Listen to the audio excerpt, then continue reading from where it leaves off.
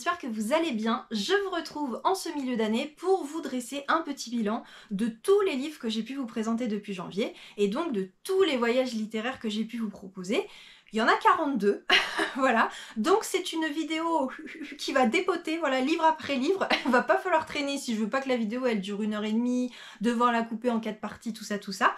En fait, je me suis dit que déjà, vous, parmi ceux d'entre vous qui sont sur ma chaîne, vous n'allez pas tous lire les chroniques que je peux faire sur mon blog. Donc forcément, vous êtes passé à côté de certains livres que j'ai pu présenter. Vous ne regardez pas forcément toutes mes vidéos non plus.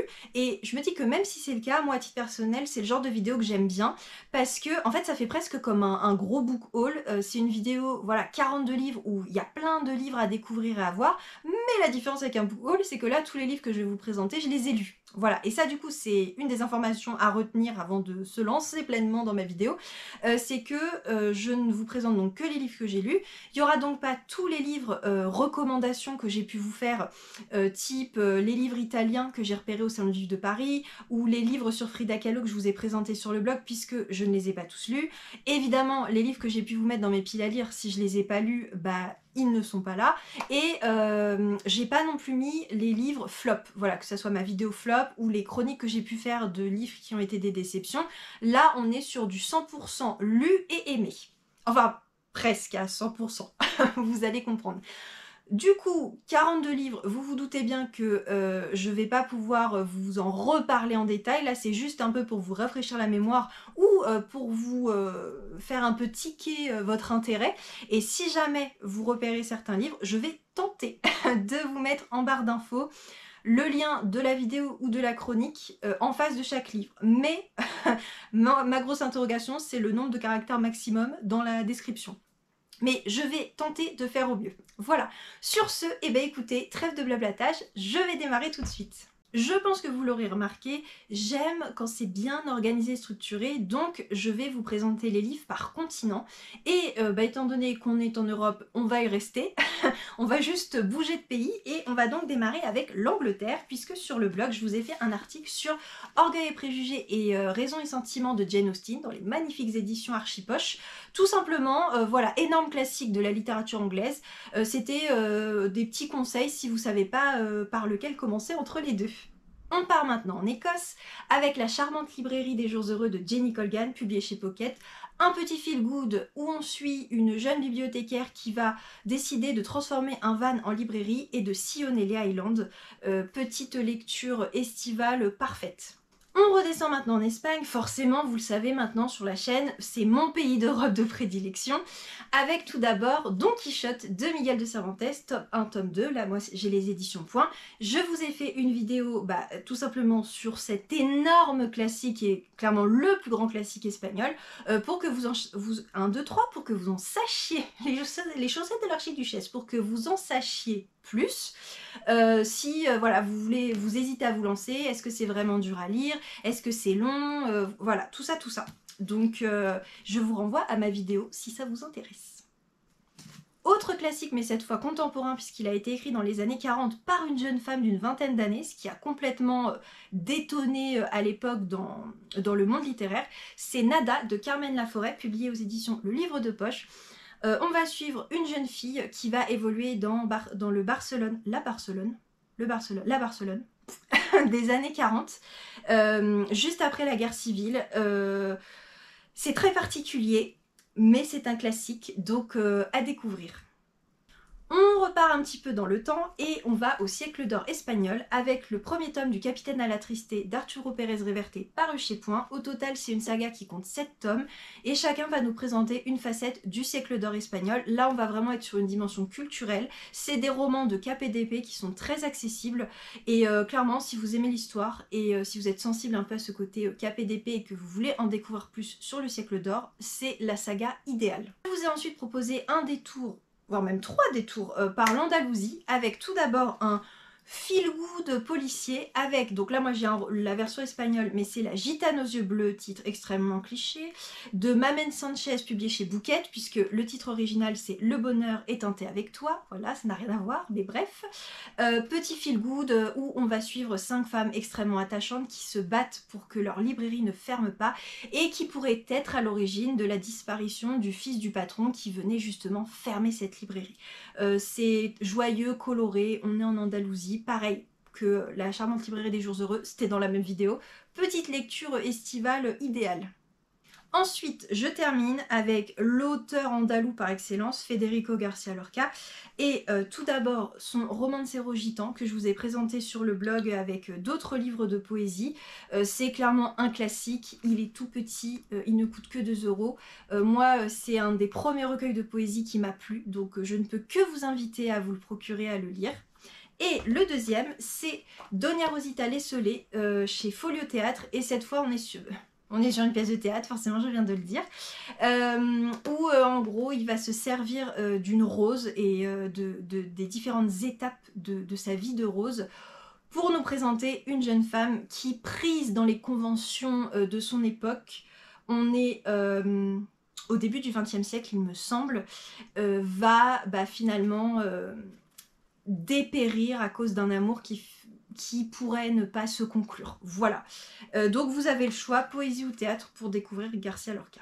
On part maintenant en Italie, avec tout d'abord Mamma Maria de Serena Giuliano, paru chez Pocket. Petite lecture toute mignonne qui nous emmène sur la côte amalfitaine, vous savez, cet endroit où il y a toutes les maisons colorées au bord de l'eau.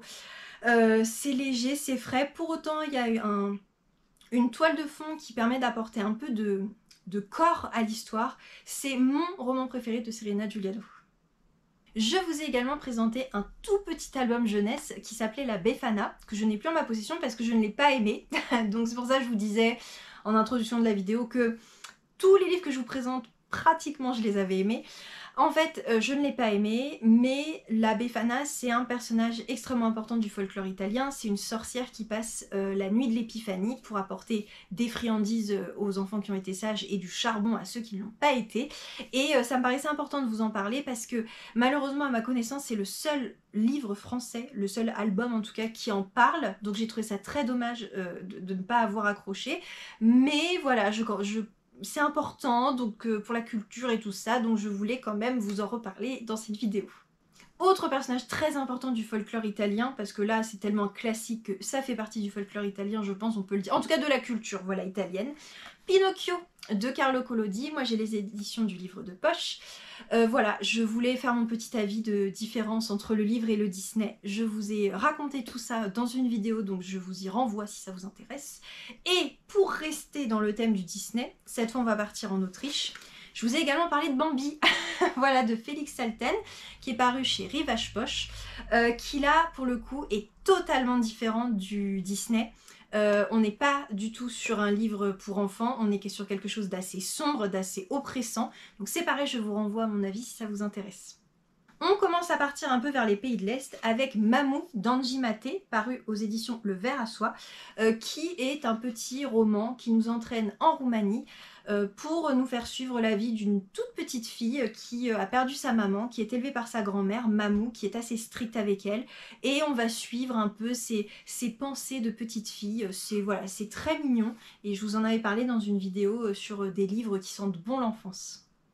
Dans mon challenge de voyage littéraire 2023, j'avais mis l'Ukraine et Le Pingouin d'Andrei Kourkov, paru chez Point. Je vous avais dit que j'avais un peu peur de me lancer parce que ça avait l'air vraiment très particulier, un peu barré. Et au final, ça a été une agréable surprise. Je vous l'ai chroniqué sur le blog. Donc pareil, je vous laisse aller voir si ça vous intéresse. Mais en tout cas, c'est clairement un classique contemporain de la littérature ukrainienne. Donc je suis très contente de l'avoir lu. Autre classique, mais cette fois de la littérature norvégienne, je vous ai parlé du Palais de glace de Tarjei Vesaas, paru chez Babel. Là, alors ça a beau se passer en automne, l'automne chez eux c'est l'hiver pour nous, donc je vous le recommande clairement pour l'hiver. On va clairement être dans le froid total, on va suivre deux petites filles qui vont sceller un pacte d'amitié et l'une d'elles va disparaître, donc tout le monde va partir à sa recherche. Et c'est très particulier, vraiment, il y a une ambiance particulière, j'avais pas su dire si j'avais aimé ou pas. Mais en tout cas, je pense sincèrement que c'est un livre à lire pour s'ouvrir justement à d'autres littératures. L'Europe, c'est fait. Maintenant, on part très rapidement en Afrique parce que en fait, je suis très pauvre en lecture africaine. Je vous ai quand même parlé du Pays des Autres de Leila Slimani paru chez Folio qui nous entraîne dans le Maroc d'après-guerre, de la Seconde Guerre mondiale. On va y suivre une Française qui a suivi un Marocain dont elle est tombée amoureuse. Oui, c'est français. Et on va suivre leur quotidien assez rude dans le Maroc de ces années-là. C'est un roman dont le style n'est pas forcément accessible, mais qui, moi, m'avait passionné. Ça avait été un gros coup de cœur. Et je vous ai également entraîné au Kenya avec L'amour au temps des éléphants d'Ariane Bois, publié chez Charleston Poche. Alors, le roman ne se passe pas totalement au Kenya, d'accord? Il se passe d'abord aux États-Unis, ensuite un petit peu en France, et la deuxième partie du roman se passe au Kenya, mais c'est clairement ce qu'on attend dans le roman, ce qui est le plus important, et c'est là où l'histoire se termine. Donc voilà, je vous le classe en littérature, enfin en voyage africain. On va suivre 3 personnages, une femme et 2 hommes, qui vont par passion un peu d'un éléphant, se retrouver à partir au Kenya. On va découvrir un peu les États-Unis et la France de la Seconde Guerre mondiale et surtout le Kenya de ces années-là. Et j'ai trouvé ça très intéressant, très dépaysant. C'est une lecture historique mais qui est très très accessible. On passe maintenant au continent asiatique. C'est pareil, je ne suis pas extrêmement riche, j'en ai que 5 à vous présenter. C'est mieux que rien. On part tout d'abord au Japon avec La papeterie Tsubaki de Ito Ogawa paru chez Piquier Poche. On va suivre une jeune femme qui va hériter de la papeterie de sa grand-mère et on va suivre son quotidien. C'est tout mignon, tout doux. Alors il faut aimer ce genre de littérature, mais moi j'ai adoré. On se déplace ensuite en Chine avec un roman dont je vous ai parlé il y a très peu de temps, donc je ne vais pas revenir dessus. Le clou de Zhang Yueran paru chez Zulma qui nous entraîne sur toute la période de la révolution culturelle à aujourd'hui et on va suivre 2 trentenaires qui vont se retrouver après cette perte de vue pendant plus de 15 ans et qui vont, de par leurs retrouvailles, nous faire replonger dans leur passé et dans le passé de leur grand-père. Et enfin, je vous ai entraîné au Tibet à 3 reprises, ce qui n'est quand même pas commun parce que on peut pas dire que le Tibet ça soit quand même le pays le plus connu qui soit, vous voyez, mais je sais pas ce que j'ai eu un petit truc, je vous ai entraîné 3 fois au Tibet. Donc la première fois c'était donc pour La Panthère des Neiges de Sylvain Tesson, paru chez Folio, où l'écrivain français est parti avec un photographe et sa compagne pour tenter de voir une panthère des neiges. Donc Sylvain Tesson, c'est toujours un style très particulier, extrêmement descriptif, il faut adhérer. Mais pareil, livre hivernal parfait. Je vous ai également présenté Voyage d'une Parisienne à Lhasa d'Alexandra David Nel, paru chez Pocket. Un roman qui moi m'a fascinée, puisque Alexandra David Nel, c'est une des plus grandes aventurières du XXe siècle, et elle est la première femme étrangère à être entrée dans la capitale du Tibet de l'époque, donc Lhasa, et elle va nous raconter tout son périple à pied à travers la montagne. Elle était déguisée en mendiante, enfin ça nous paraît tout bonnement hallucinant depuis notre confort français, mais récit passionnant si vous voulez un récit de femme, d'aventurière, Alexandra David Nel. Et enfin, je vous ai présenté un manga, le seul dont je vous ai parlé, je crois, en 6 mois. C'est le tome 1 de Blissful Land de Ishimon Izumi, paru chez Nobinobi, qui nous entraîne dans le Tibet du XVIIIe siècle. On va suivre un jeune médecin qui est en train de se former. Donc il y a tout ce côté plante médicinale de l'époque et qui va être marié et qui va donc rencontrer sa future épouse. Voilà, ça reste un petit shoujo, c'est un petit peu niais. Il y a un peu tous ces codes-là qui, moi, du coup, m'ont un peu dérangé. Mais pour toute la partie culturelle du Tibet de l'époque, j'ai trouvé ça super intéressant. Je vous emmène maintenant en Amérique, tout d'abord Amérique du Nord avec le Canada et un classique de la littérature jeunesse qu'on ne présente plus, Anne de Green Gables de Lucy Maud Montgomery, paru aux magnifiques éditions Monsieur Toussaint Louverture.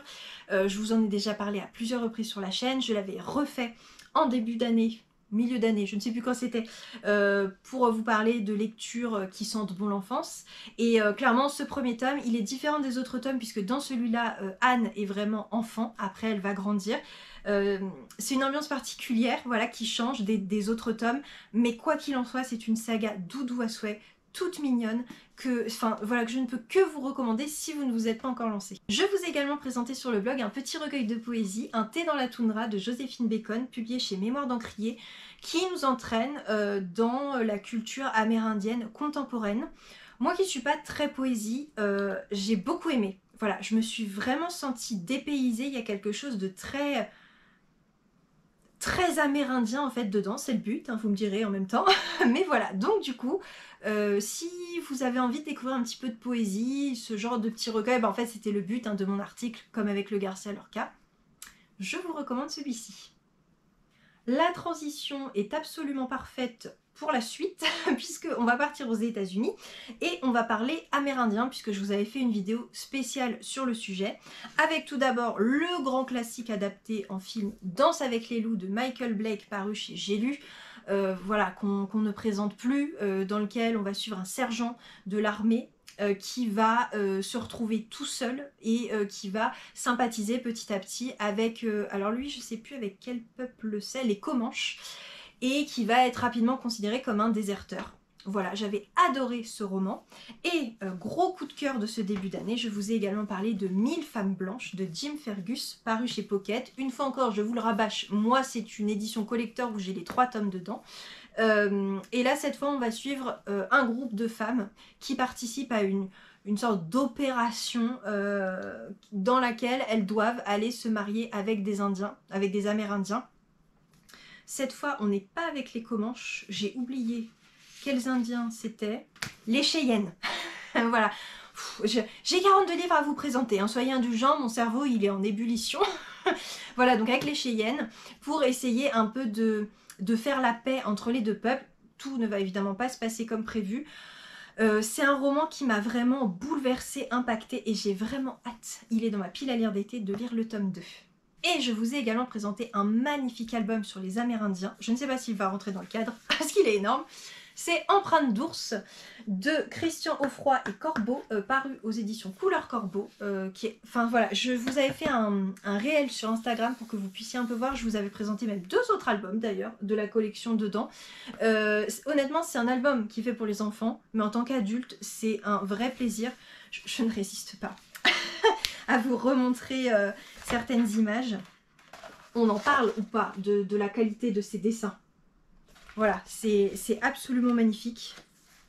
Je ne peux que vous recommander cette maison d'édition si vous ne la connaissez pas encore. On descend maintenant en Amérique latine, l'une de mes parties préférées au monde, hein, comme si vous ne l'aviez pas déjà compris, avec beaucoup de livres. Donc je vais essayer de carburer un petit peu. Donc tout d'abord, le Costa Rica. Je vous ai présenté sur le blog Nouvelles du Costa Rica, donc c'est un collectif d'auteurs, des petites nouvelles à chaque fois, paru aux éditions Magellan et compagnie. Ils ont plein de livres dans cette collection. Là, moi, je m'étais laissée tenter par le Costa Rica. C'est toujours le même souci avec les nouvelles. Il y en a qu'on aime bien, il y en a qu'on n'aime pas, d'autres, voire même on ne comprend même pas. Mais c'est toujours super intéressant, je trouve, de découvrir la littérature d'un pays. Et clairement, celle du Costa Rica, je pense qu'on ne peut pas vraiment dire qu'on la connaît. Donc, je vous recommande ce livre et surtout cette collection. Ensuite, Mexico. Donc, je vous ai dit, je crois, je ne sais plus, en introduction, que je vous ai conseillé 15 livres sur Frida Kahlo sur le blog. Voilà, donc je vous mettrai le lien si ça vous intéresse. Et sinon, je vous ai présenté Vif comme le désir de Laura Esquivel. Donc, moi, j'ai l'édition espagnole, mais c'est paru chez Folio, en français. Une histoire d'amour qu'on va prendre un peu de façon, à l'envers, puisque l'homme est aujourd'hui vieux, sur la fin de sa vie, et sa fille va essayer de comprendre ce qui a bien pu se passer entre ses parents pour qu'ils en arrivent à se séparer il y a de ça plusieurs années. Et on va donc remonter, au travers des souvenirs du père, l'histoire d'amour avec la mère, et c'est une très jolie histoire. Il y a beaucoup de culture maya qui est insérée dedans. Enfin voilà, je vous renvoie une fois encore à ma vidéo, si ça vous intéresse. On part maintenant dans les Caraïbes avec un immense classique de la littérature, pas seulement latino-américaine d'ailleurs, mais mondiale du XXe siècle, L'amour au temps du choléra de Gabriel Garcia Marquez, paru au livre de poche. Je vous ai fait une vidéo spécialement dédiée à ce livre pour que vous ayez un petit peu mon ressenti. On va suivre clairement une histoire d'amour qui va s'étaler sur 50 ans, si je ne dis pas de bêtises. 50 ans, oui c'est ça, je vous ai dit, je commence à fatiguer là, trop de livres. Voilà, donc un classique qui n'est pas facile d'accès, qui est très compact, mais j'avais quand même pas mal de choses à vous dire dessus. La Guyane maintenant, avec Juliette et Roméo d'Yves-Marie Clément, publié au Muscadier, qui, comme je pense vous l'avez compris, revisite Roméo et Juliette, mais cette fois en le situant dans un bagne en Guyane, et j'ai trouvé l'idée absolument excellente. C'est un roman destiné à la jeunesse, donc il a les défauts liés à ce genre-là. Moi, forcément, il y a des choses que j'ai trouvées pas forcément assez creusées. Mais l'auteur, il a remis certaines scènes, mais en les adaptant au décor du bagne.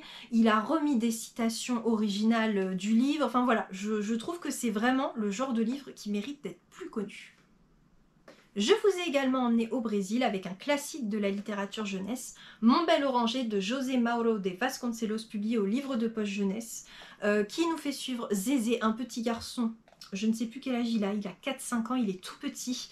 Le roman, il est écrit comme si c'était lui qui parlait, donc c'est un style assez particulier, il faut réussir à entrer dedans, mais c'est un livre qui est absolument bouleversant. Voilà, j'ai pleuré toutes les larmes de mon corps, vraiment, et je trouve d'ailleurs que pour des enfants, c'est quand même super triste, mais en tant qu'adulte, c'est une magnifique lecture, votre petit cœur va fondre. Direction maintenant la forêt amazonienne avec Le vieux qui lisait des romans d'amour de Luis Sepúlveda paru chez Point. Comme pour d'autres livres précédents, c'est un classique de la littérature latino-américaine, donc je vous ai fait une vidéo dédiée pour vous expliquer à quel point je trouvais que c'était le classique latino le plus accessible. On va plonger en plein cœur de la forêt amazonienne dans une sorte un peu de course-poursuite face à face entre un chasseur et un animal. On descend encore un petit peu, la Bolivie maintenant, avec Sœur de miséricorde de Colombe Schneck, paru chez J'ai lu. Il est plus édité depuis peu de temps, donc foncez si vous intéresse. On va suivre Azul, une jeune bolivienne qui est obligée émigrer, je ne sais jamais dans quel sens on le dit, vers l'Europe pour subvenir aux besoins de sa famille. Et il y a toute une partie qui va se passer en Europe avec sa vie, justement, d'immigré, travaillant pour des familles et pour gagner sa vie. Et il y a toute une partie qui se passe en Bolivie, où on va retracer son histoire, son enfance. C'est plein de senteurs, de couleurs, on plonge vraiment dans la Bolivie, et j'ai adoré ce petit roman. On va dans le pays voisin, le Pérou. Je vous ai présenté sur le blog Tes yeux dans une ville grise de Martine Mucha, paru aux éditions Asphalte. On va suivre un jeune homme qui déambule dans un bus principalement dans la ville de Lima et qui du coup nous dresse un portrait de la Lima d'aujourd'hui. C'est particulier, c'est vraiment le genre de roman latino-américain typique qui nous en tant que Français peut nous laisser un peu perplexes, mais qui est très intéressant si vous voulez justement découvrir un petit peu ce genre de littérature. Et ensuite, j'ai 3 livres à vous présenter, alors d'auteurs chiliens, mais je ne peux pas vraiment dire Chili en termes de voyage, parce qu'on est plus sur les livres de ces auteurs, quoi. Donc le premier, c'est l'immense Pablo Neruda, avec 20 poèmes d'amour et une chanson désespérée. Moi j'ai l'édition espagnole, mais il est paru en français chez Gallimard. Voilà, classique de la poésie également, il est super accessible. Moi, alors je ne l'ai lu qu'en espagnol, mais c'est le premier livre que j'ai lu vraiment de poésie en étant adulte. Ça avait été un vrai coup de cœur, et c'est lui qui m'a donné envie de lire de la poésie, de me mettre vraiment à lire des livres latino-américains et espagnols. Enfin voilà, je dois tout à ce livre. Et enfin, 2 contes pour enfants de Luis Sepúlveda. Donc là, moi, ils sont tous les deux dans ce recueil qui s'appelle Bestiaire, paru chez Métellier, mais ils sont parus chez Métellier indépendamment les uns des autres. C'est Histoire d'une mouette et du chat qui lui a appris à voler, et Histoire d'un escargot qui découvrit l'importance de la lenteur. On est sur 2 contes super mignons. Dans les deux, il y a une dimension écologique assez importante, mais dans Histoire d'une mouette, on est surtout sur un côté adorable où un chat va promettre à une mouette qui meurt devant lui de s'occuper de son œuf et d'apprendre à voler au petit bébé mouette, et c'est adorable. Et l'autre, c'est un petit escargot qui se demande pourquoi il est si lent et pourquoi il n'a pas de nom, et qui va partir un petit peu à l'aventure pour avoir des réponses. Donc c'est sûr qu'en tant qu'adulte, c'est un petit peu enfantin, mais particulièrement Histoire d'une mouette, moi j'ai adoré. Si vous voulez un petit livre comme ça, tout mignon, entre 2 grosses lectures complexes, foncez. On arrive à la fin avec 3 livres que je ne peux pas vraiment classer par continent. Donc le premier, on part vraiment dans le grand froid avec De Pierre et d'Os de Bérengère Cournut qui nous entraîne dans la vie des Inuits. C'est pas un roman que moi j'ai particulièrement apprécié, mais je lui reconnais une très grande qualité en termes de dépaysement et de découverte de la culture des Inuits. C'est pour ça que je vous l'avais présenté. Et pareil, lecture idéale pour l'hiver. Ensuite, direction l'Islande avec Album de... Je ne pourrais pas vous citer comme ça de tête le nom de l'autrice parce que c'est un petit peu compliqué. Voilà, qui était paru chez Pocket et je crois qu'il est épuisé et que maintenant il est dans une autre édition. Je vous mettrai tout ça quelque part ou en barre d'infos. Où en fait c'est... l'autrice va se servir en fait du système un peu d'appareil photo et d'album photo, d'où le nom du livre, pour coller des souvenirs d'enfance. Voilà, donc au lieu d'avoir des photos collées, on a des souvenirs. Et même si c'est un peu pêle-mêle, un peu brouillon, c'était assez naïf et innocent. J'avais trouvé ça mignon. Ça cassait pas 3 pattes à un canard, mais typiquement entre 2 grosses lectures compliquées, un petit livre comme ça, il est tout petit. Moi j'apprécie toujours. Et enfin, un livre qui va vous faire le tour du monde pour terminer. Et j'ai suivi le vent d'Anne-France d'Hauteville, paru chez Payot. C'est le récit de voyage d'Anne-France d'Hauteville, qui est la première femme à avoir fait le tour du monde à moto. On était dans les années 70 et dans ce livre, elle va nous raconter tout son périple. C'est hyper intéressant et déjà fascinant en tant que femme d'avoir osé faire ça. Elle est allée dans des pays où aujourd'hui, clairement, on ne peut plus trop aller, surtout en tant que femme.